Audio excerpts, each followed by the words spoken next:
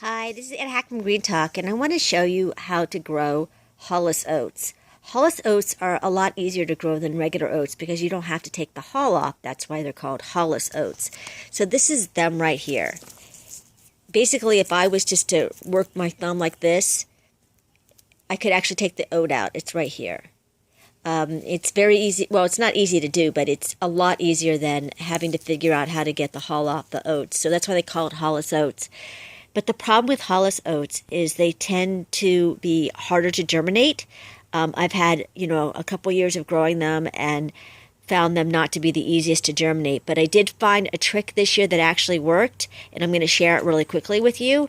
I actually, because it's only in a bed, it's not very big, an 8-by-4-foot bed. It's kind of silly to grow such a small amount of grains, but I just enjoy it, so I do it. Is when you seed in the summer, in the spring, when it just when it's cool enough, you want to you're basically throwing the seed down, kind of with your hand like this. You're just kind of sprinkling it around. Cover it with compost, a little bit of compost, and then cover it again with. I actually used pine mulch, which let me show you. This is from my pine trees. See how it's like darker? Because I find that it holds the moisture in. And it enables the oats to germinate. Of course, they need a lot of water, so you have to water them quite a bit to get them to germinate. But I really found that helped a lot. In the past, I haven't put down any mulch on top of them, thinking, oh my goodness, if I put straw down, I'll grow grass, and it'll be hard to tell the difference because they look exactly the same. But the pine mulch really helps. As you can see, I have collard greens growing in here. They just seeded themselves. It was in the bed originally.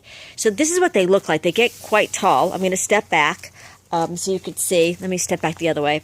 They get quite tall. I would say they're probably about 3.5 feet, and they fall over a lot, especially when it rains. So they don't stand up. And granted, I am growing them in a bed with compost and soil. I think if I would have grown them in a plot, they would have a better chance of standing up. The compost just isn't as dense as garden soil. But that's just me. Just disregard it. You can grow them in a plot.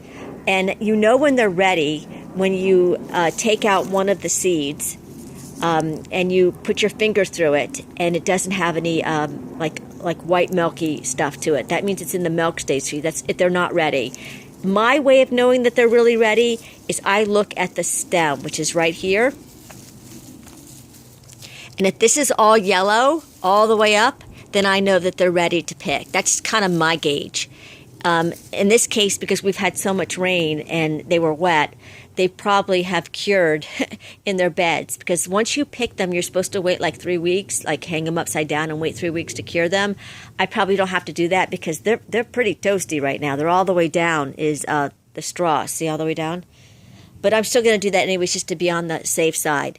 And it's really fun to grow them. They're really beautiful when they are growing. They're bright green, and they look like tall grass, and they sway in the wind. They're quite a beautiful plant, and they're extremely nutritious. I'm going to put a link below to the site where I actually got my oats from. They are organic, and I found their germination to be excellent. And I think that's half the game is if you have good germination. So this is Ann Hack from Green Talk. Let me know if you grow any grains, especially Hulless oats, and what advice you have for others.